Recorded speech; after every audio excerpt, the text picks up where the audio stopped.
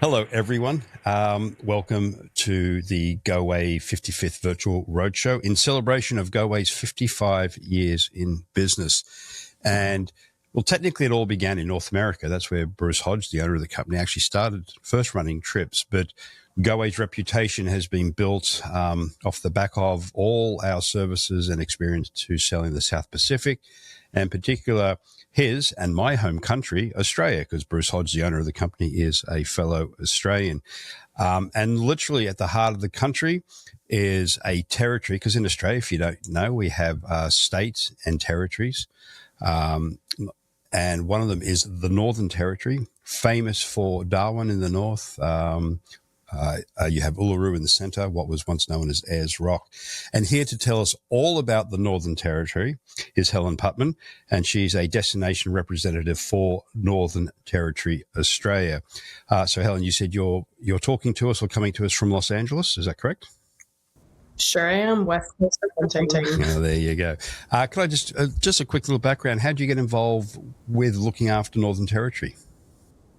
Right, so this is my third year on the destination account. When I started my work with GY Global, they were my first client that I was introduced to, and I'm really excited and proud to have continued representing them ever since, mostly in the trade space, but also in marketing as well. I look after both our partnerships and trade management within the US and Canada. So again, we will be hearing from both the US and Canadian side through Helen. It's a beautiful territory, largely desert, but not all desert. And like most Australians, we don't visit our own backyard until much later in life, if at all. And I was lucky enough to drive from Darwin down to the centre, as we Australians will call it, the centre, in a RV. Camper van type thing many years ago with my three young boys and my wife. And it's one of the most memorable trips that we've done. So without stealing too much of Helen's thunder, I will pass it over to her and she will tell you all about the Northern Territory. All right, everyone. Well, thank you so much for joining me, and thank you, Don, for the excellent introduction. As mentioned, my name is Helen Putman, and I'm with Australia's Northern Territory. We're going to go ahead and start with a big overview. First and foremost, the Northern Territory is broken down into two colloquial halves. That's going to be comprised of both top end and red center.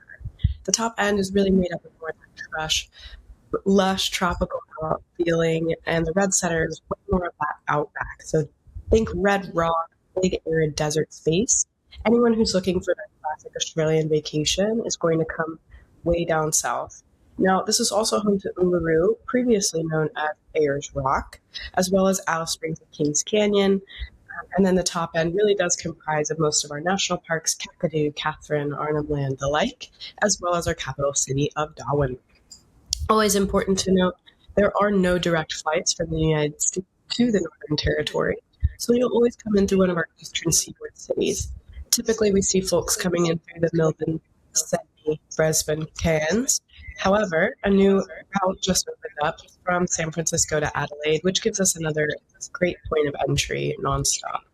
Once you do arrive into Adelaide, I always like to mention that we do have railway travel as an option as well. Journey Beyond operates the GAM train that runs all the way from Adelaide up to Darwin with 2 points of service, a 2-day, 1-night tour that lets you out into Alice Springs, and a 4-day, 3-night that takes you all the way up north to Darwin. It's a great way to see those scenic escapes throughout the center, as well as combining with your transportation. So always something that I like to bring to folks. Now, I do just want to hop into our beautiful chart here really quick, just highlighting some of our access points into the Northern Territory. As you can see, once you arrive in the country, lots of access into the NT. But again, always changing and happy to help out where I can. Seasonality-wise, we always recommend travel between May and October during our dry period, specifically up to the top end. Outside of this point, it does tend to increase in humidity, so we would dissuade travel during tropical summer. For the red center, it is a little bit more stable. Year-round travel is accepted. Now, it is the desert, so it will be a little bit warmer during the day, a little cooler during the nights. But again, much more of that year-round travel in the red center. So now we'll just go through a big overview of our major points of interest. Darwin, as I mentioned earlier, is going to be that capital city. The population sits at around 150,000 people, so it is quite intimate, quite low populace, which makes it for a great, easy introduction into the Darwin way of life.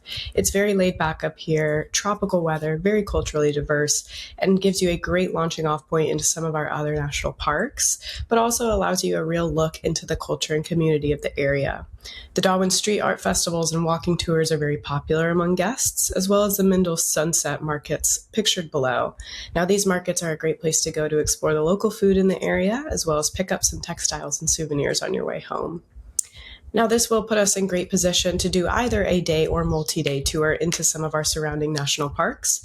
Today, I'm only going to be highlighting two, one being Kakadu National Park. Located about 3.5 hours drive from Darwin, it is one of our largest national parks and is also dual listed as a UNESCO World Heritage listed site.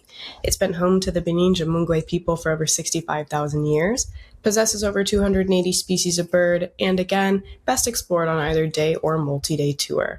We do have some offerings departing from that city of Jabiru, which is located within the national park, and plenty of accommodations in the region if you do choose to stay overnight. Popular touring in the area will include trips to waterfalls, natural hiking, gorge swimming, and the Yellow Water Billabong cruises, which is a personal favorite of mine. Great opportunity to see some wildlife, specifically rock wallabies, crocodiles, and plenty of bird species as well. Next, we'll pop over to Catherine, another beautiful national park up in the region. Catherine really sets itself apart through its gorge system. The Sunset Dinner Cruise operated within Nipmuc Gorge takes you into some of our very famous rock art sites as well. Now, some of this indigenous rock art has been here for over 35,000 years, if you can believe it. It's a very, very big piece of history and super special to behold. This is also going to be about 3.5 hours south of Darwin. So again, best explored on a multi-day tour, but absolutely operational, especially if you can get one of those chartered helicopter flights into the region. Similar offerings here, exploring the tropical limestone Kata caves, doing some of our different hiking, as well as soaking in some of our thermal springs as well. Catherine truly is a beautiful place. So we'll go ahead and hop into our Red Center region at this point. Alice Springs is our famous outback town, has over 300 sunny days per year and plenty to do within the city itself. The Kangaroo Sanctuary is one of my favorite products down here. It is a wonderful place that helps rehabilitate injured or separated kangaroos, and those that cannot be reintroduced to the wild will live out the rest of their days on the sunny sanctuary where they get to meet guests like yourselves. We are also home to the Alice Springs Desert Park, who did actually just release a new tour recently. It is the Nocturnal Tour. You're allowed to go into the park at night wearing a red light headlamp so that you can identify all of our nighttime critters, which is really fun. I was able to see an echidna this way, which is a really, really fun experience. Next, we'll pop into Kings Canyon. This is a great way to break up your drive between Alice Springs and Uluru. Kings Canyon is its own Aboriginal cultural experience called Kark Aboriginal Cultural Experience. This is one of the best of the territory. The couple is very easy to work with, incredibly kind, and does a great comprehensive job talking about traditional bush tucker, ancient medicine, traditional dot painting methods, and more. They also have a smoking ceremony, so truly just very welcoming and gives you a really great feel of the culture in the area. G'day Group did just have some refurbishments down at Kings Canyon Resort, so the accommodations are pristine and ready for guests. And finally, we will round out with that Uluru Kata Tjuta National Park. Uluru is certainly the Sacred Heart of Australia and our number one monolith, also previously known as Ayers Rock. Uluru stands as a dual World Heritage listed site and definitely celebrates some of our Indigenous culture in the area. There are plenty of ways to interact with this beautiful region, including dining under the stars through one of our Field of Light walks or experiencing one of our newer products, such as Wintjiri Wiru. You can learn all about the cultural history through the Uluru Kata Tjuta Cultural Center, or even go on a walking tour around the base of Uluru and Kata Tjuta themselves. All the touring here is going to be during sunrise and sunset to keep guests out of the heat of the day, which really helps out, takes away one of those planning elements. We do hope that you'll be able to join us out in destination soon, and I want to thank you so much for your time and turn it back over to Dawn. Thank you very much, Helen. Oh, you can go off share. Yeah, there you go. Beautiful. Okay. Yeah, it is a fantastic destination within a fantastic country, and it's sort of criminal that a lot of Australians, like myself, don't visit it sooner. It is the literal beating heart of the country. Now, there were Aboriginal communities throughout all of Australia, coastal all the way into the desert, but the Northern Territory really exemplifies and spotlights and highlights the Aboriginal culture, which I believe is the oldest living culture in the world, oldest living peoples in the world. So that in itself should be something that not drags you. You should be adding it to your itinerary when you consider Australia. And the air connections into Darwin and Alice Springs and Ayers Rock Airport are quite abundant. Actually, on that note, Helen, can you just maybe expand on how people can get to and from the territory? Absolutely. So, as Don mentioned, we do have 3 airports in destination, one in Darwin, one in Alice Springs, and one in Uluru. It is worth noting that currently we have no operating air service between Alice Springs and Uluru. So, typically we will see folks doing a drive in between those destinations specifically. But the flight from Sydney up to Darwin takes around 5 hours. Darwin down to Alice is 3. It's a vast destination, but the services are, as you mentioned, very abundant, and we're happy to welcome guests.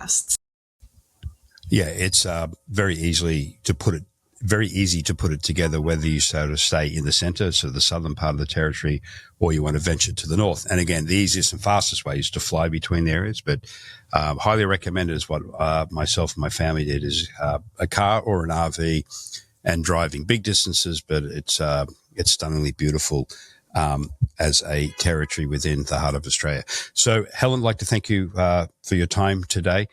Everyone out there, as always, thank you for your time. We really appreciate it. If you do have any questions about the Northern Territory, Australia in general, please reach out to one of the destination specialists here at GoAway, or you can reach out directly to Helen as well. We'll add her contacts at the end of this if you do have any questions, or if you need any support in marketing or any marketing collateral, they can definitely help you, as can GoAway. So again, thank you, Helen, for your time today, and everyone out there, thank you for your time.